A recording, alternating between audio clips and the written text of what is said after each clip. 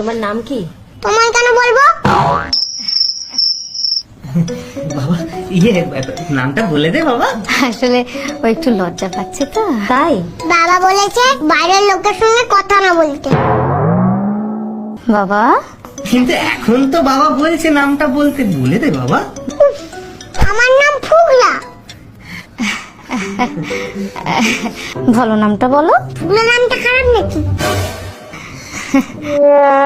ঠিক আছে, আমি তোমাকে ফুগলা বলেই ডাকবো। আচ্ছা, তুমি এখানে পড়াশোনা করতে চাও? আমি তো পড়াশোনা করতেই চাই না। তাহলে কি করতে চাও? খেতে চাই আর ঘুমাতে চাই।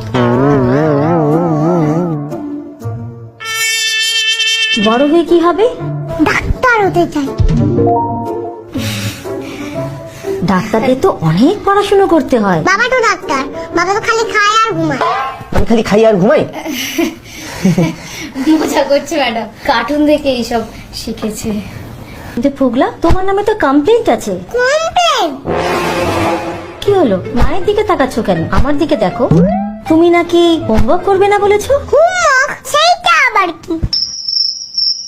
তুমি নাকি আন্টিকে বলেছো মেরে চামড়া গুটিয়ে দেবে।